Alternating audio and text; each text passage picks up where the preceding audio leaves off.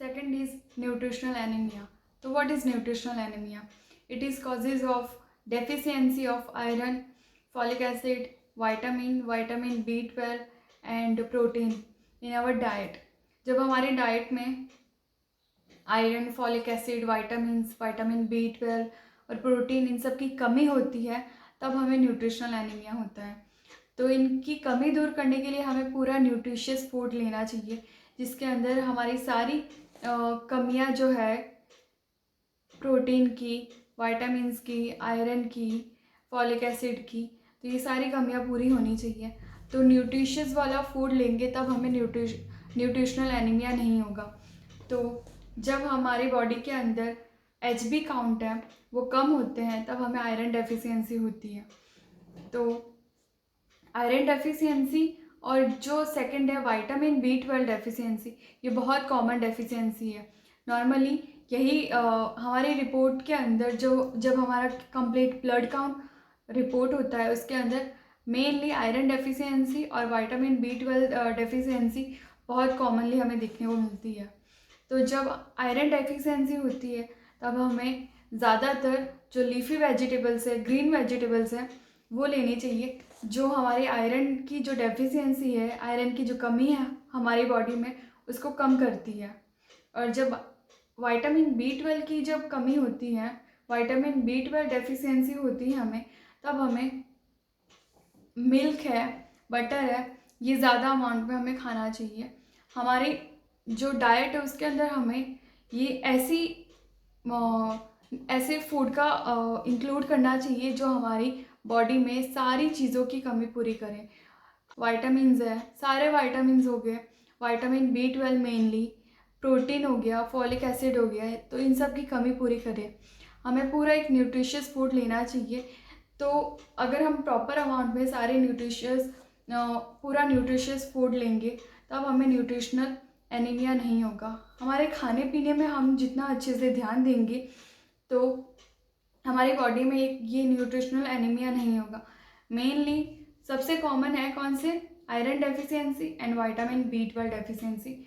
ये मोस्टली लोगों में ये दो डेफिशिएंसी हमें देखने को मिलती है।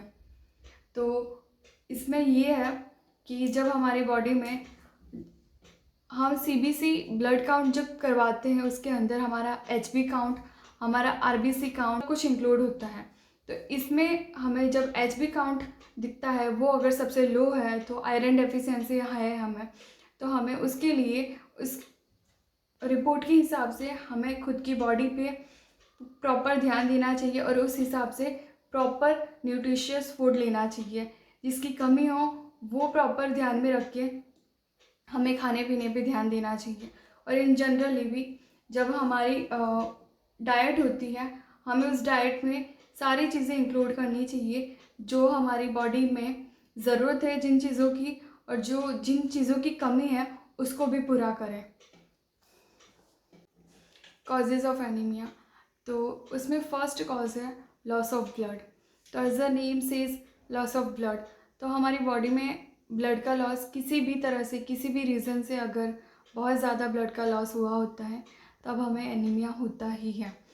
तो उसमें फर्स्ट है लेडीज़ के अंदर जब उनका मेंस्ट्रुएशन पीरियड चलता है तब हम उन्हें नॉर्मल रेंज से ज़्यादा, नॉर्मल ब्लीडिंग से ज़्यादा एक्सेसिव अमाउंट में अगर उन्हें ब्लीडिंग होती है तब वो एक रीज़न हो जाता है कि लेडीज़ के अंदर एनीमिया होता है। Second, nose bleeding.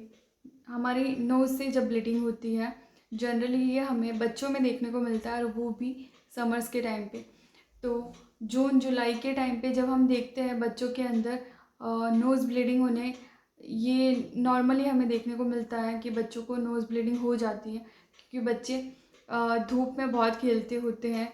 और तो मेन ये है कि एक्सेसिव अमाउंट में अगर नोज़ ब्लीडिंग होती है, ब्लड का लॉस होता है, तब ये भी एक रीज़न होता है एनीमिया होने का। और इस तरीके से बहुत सारे रीज़न्स हैं जिनकी वजह से हमारी बॉडी से ब्लड लॉस हो जाता है। एक्सीडेंट्स होते हैं लोगों के, तो जब एक्सीडेंट्स होते हैं लोगों के तो उसमें भी बहुत ब्लड लॉस होता है, लोगों को बहुत ब्लीडिंग होती है।